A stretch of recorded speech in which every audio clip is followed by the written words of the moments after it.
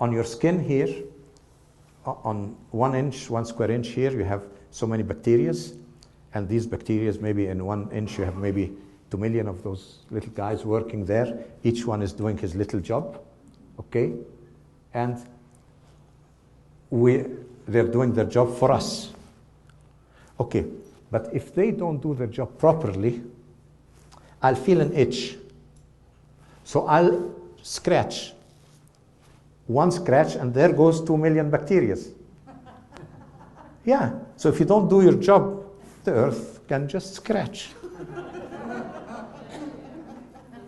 Yeah, it's very easy. And maybe another species will come and do it better. Maybe another race will come and do it better. We're not the first race here. There are other root races that were on Earth. So if we don't do our job, a kick and somebody else comes in, you know.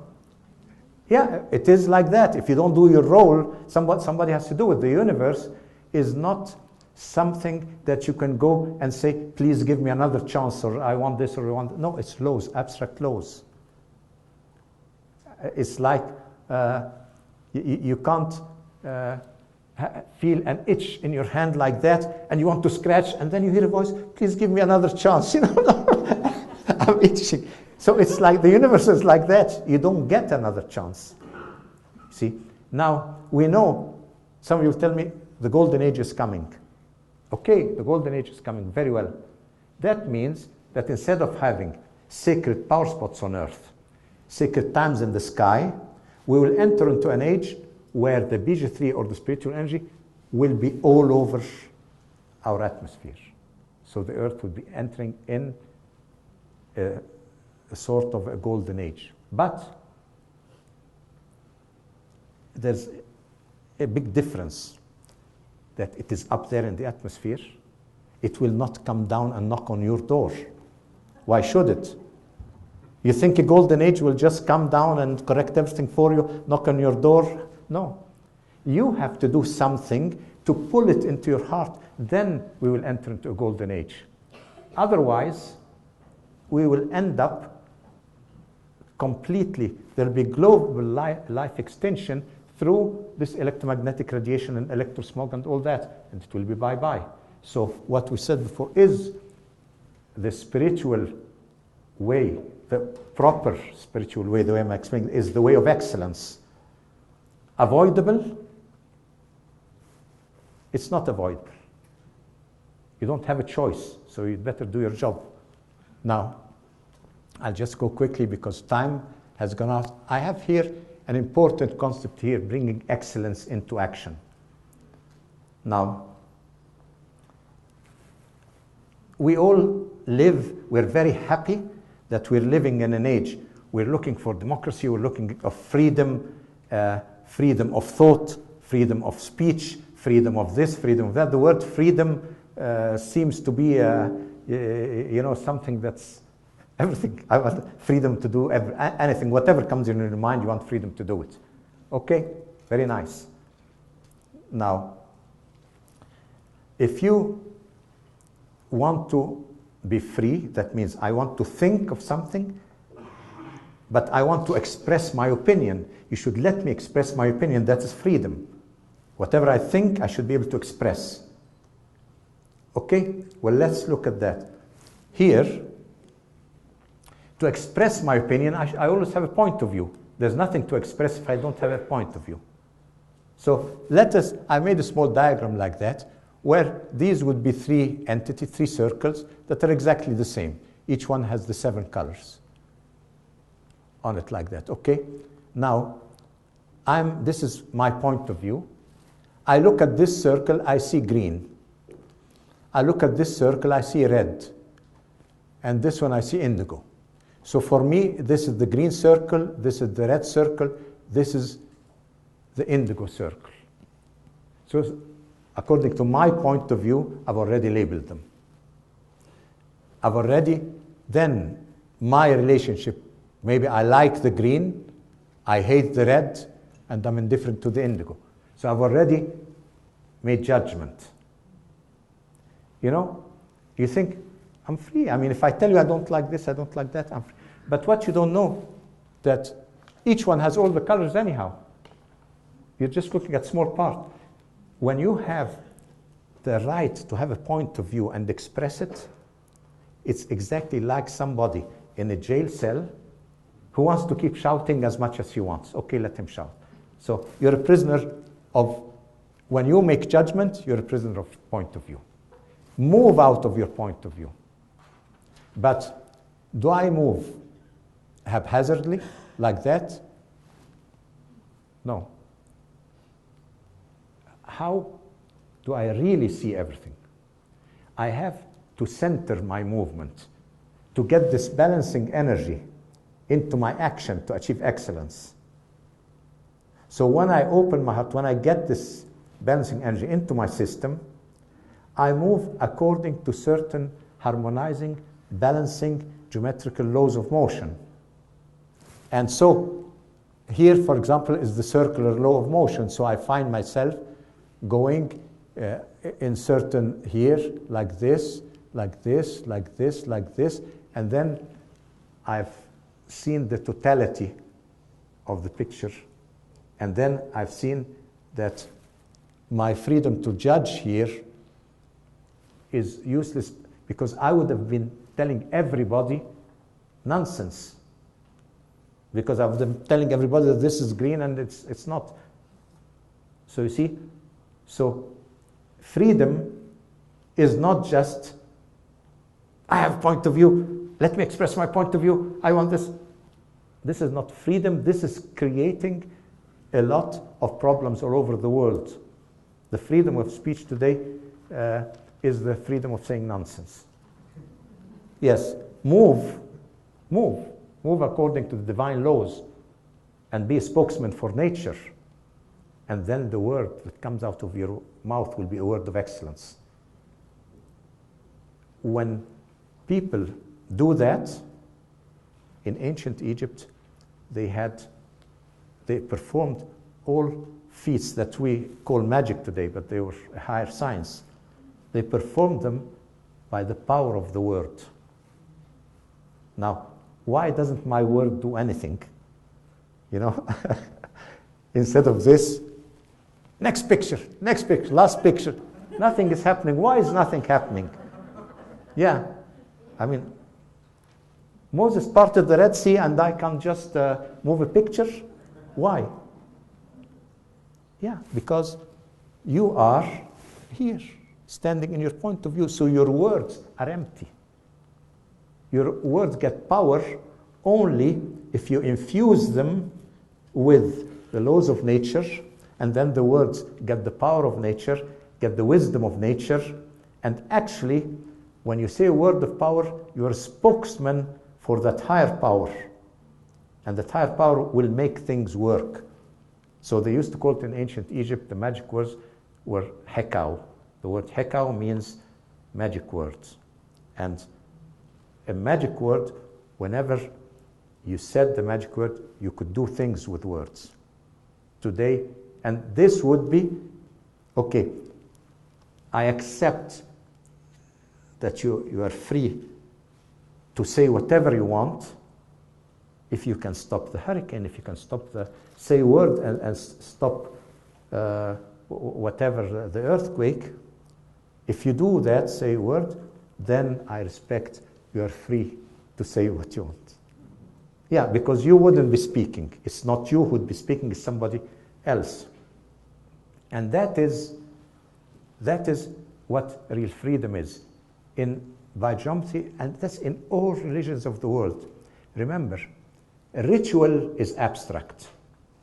There are many types of ritual. Ritual is just how do I get a higher wisdom into my action to achieve excellence. There is nothing in whatever you want but excellence. Excellence is the beginning and ending of everything. So I'm just showing here, normally we have earth radiation coming out of the earth, like great lines like that. They result from the motion of electromagnetic lines, and the electromagnetic lines would create not only torsion waves, but different forms of compression waves around them, and you get another let's say, grid of compression waves all over the Earth, because you have a grid of electromagnetic, you have a grid of compression. We call that Earth radiation. And the crossings can cause this. When you have a negative crossing, one is positive, one is negative. The negative one will cause cancers, will cause things like that in the body. So in a normal apartment, you would have crossings like that. You see, or crossings like that. See how many lines in an apartment?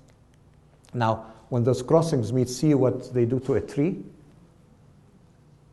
The tree gets all those tumors. If you were sleeping on those crossings, you would get all those tumors. The farmers in 1920 told the medical people, if you want to know the cause of cancer, ask us. We know it's earth radiation, because from the trees and all that, we know how to avoid it. Now, one important thing is when your word is not abiding to a certain level of excellence, you will create an amplification of the grid lines. So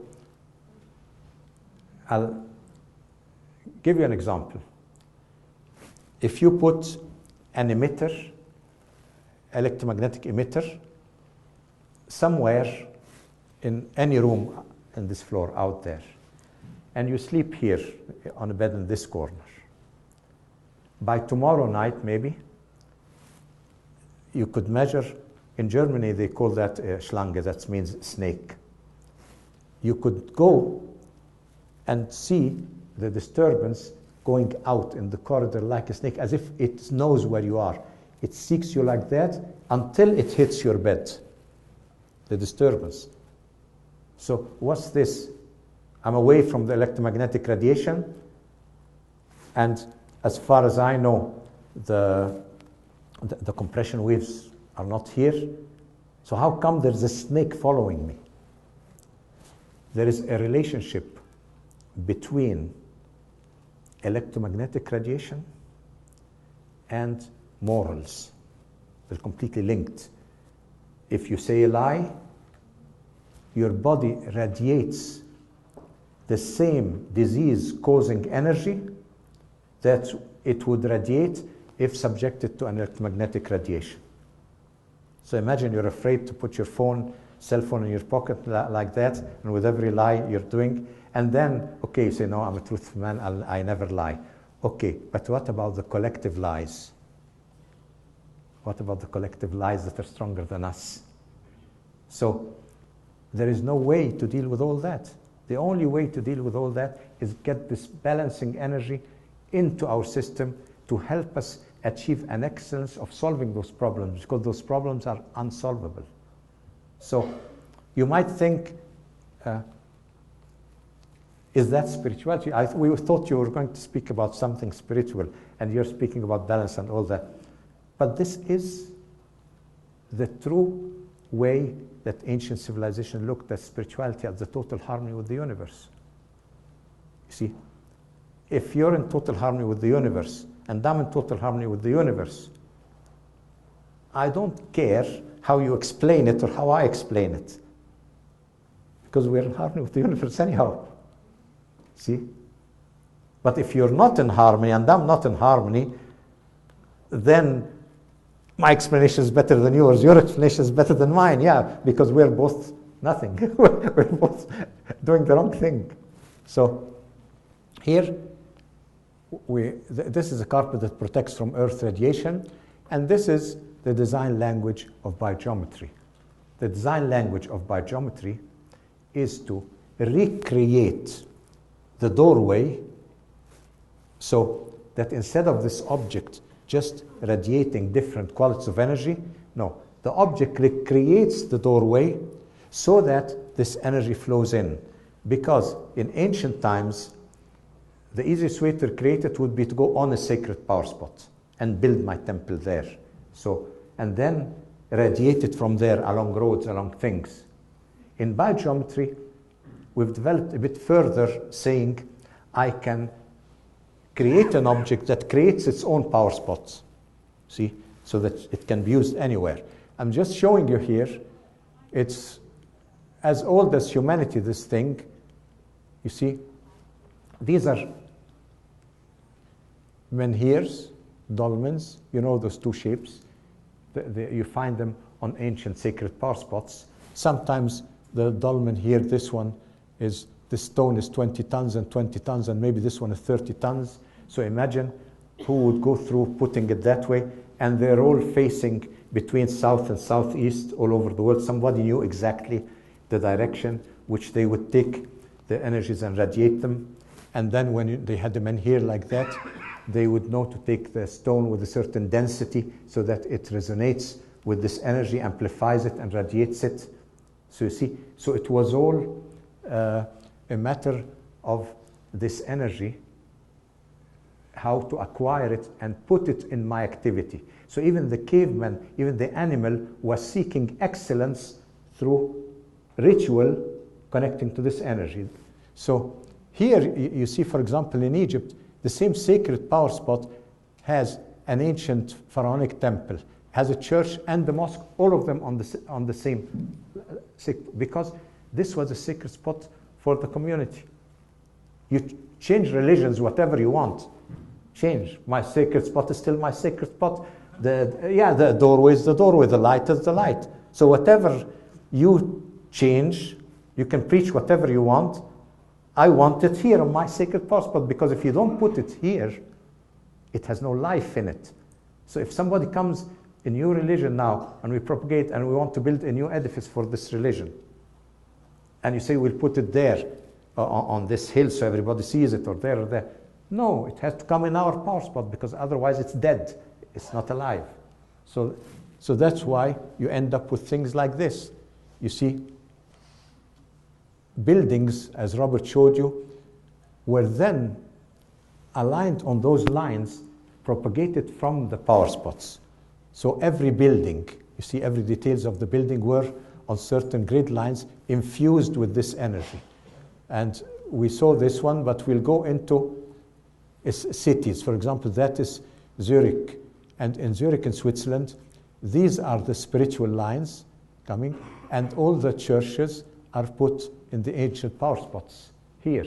So architecture was actually taking centers of light, power spots.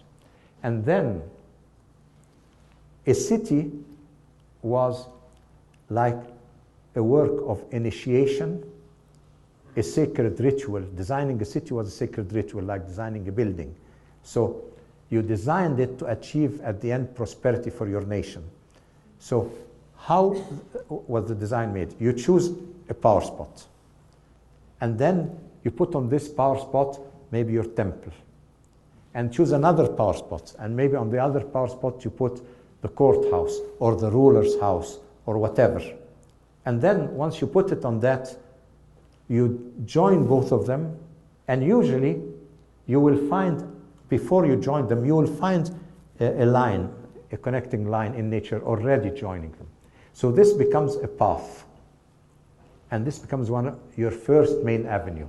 Then the second power spot, and the second avenue, third. So you're actually planning a city is distributing the light into every activity. Actually, so planning a city is the first step towards producing excellence in all actions and activities of the people living in that city. So for you, as a planner, as an architect, this was a sacred thing, a very important thing, because you were really bringing this actual powers of nature, this divinity, into you're distributing the light. And then from this city to the other city, which also has the power spots, from this temple to the other one, there are connections too. So these become pilgrimage roads. And to show you the importance of that, in the Roman Empire, when they wanted to expand the Roman Empire, what do?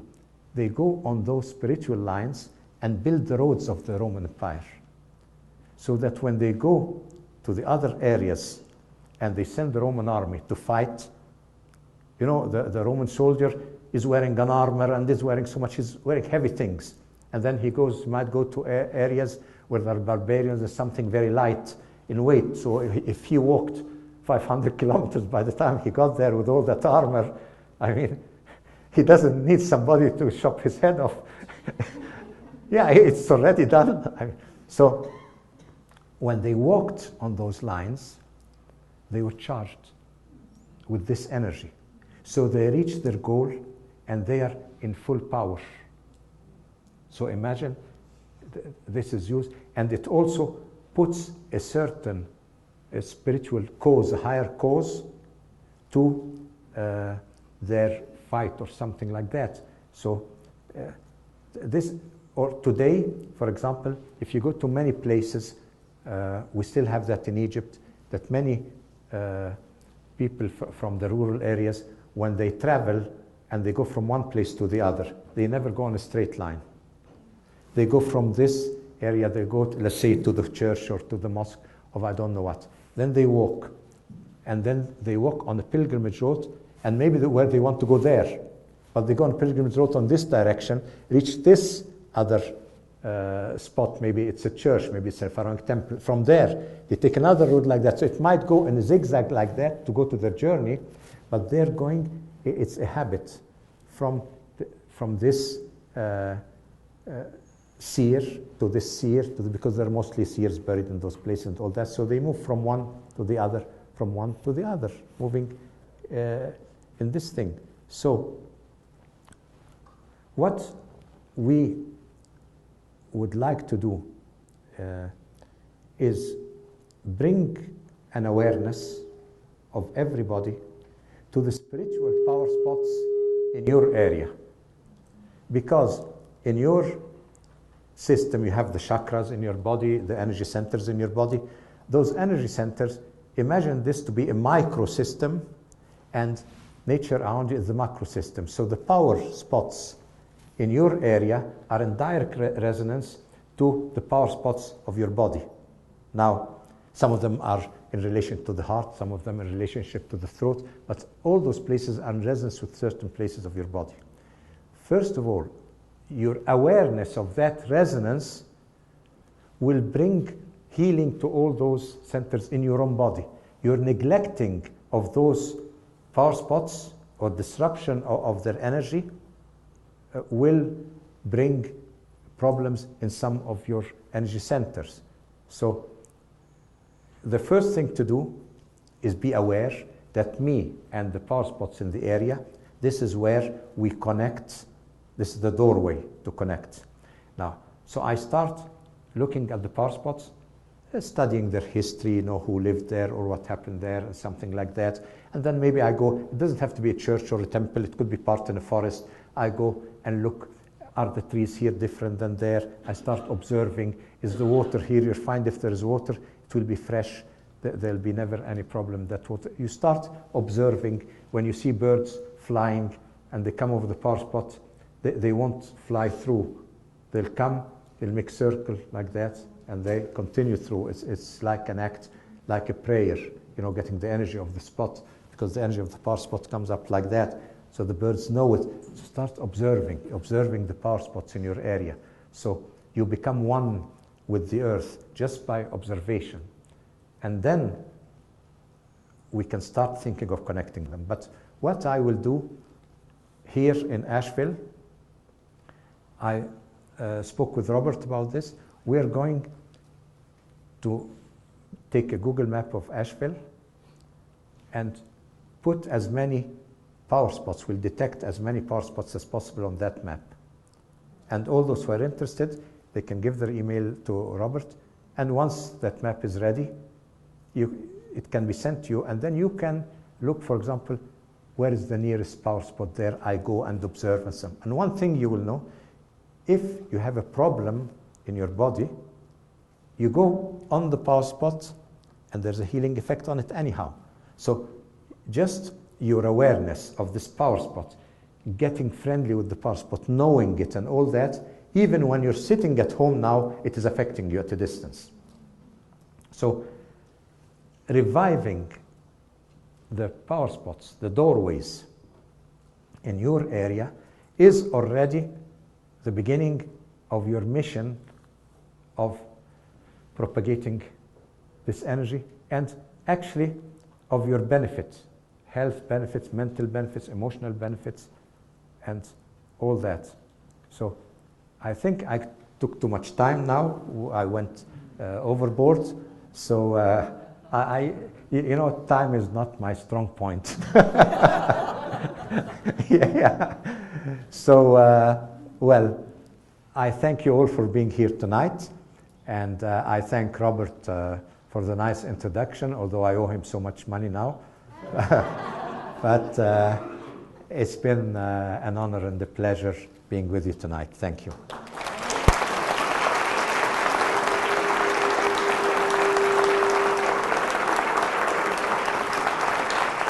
Thank you all. Thank you.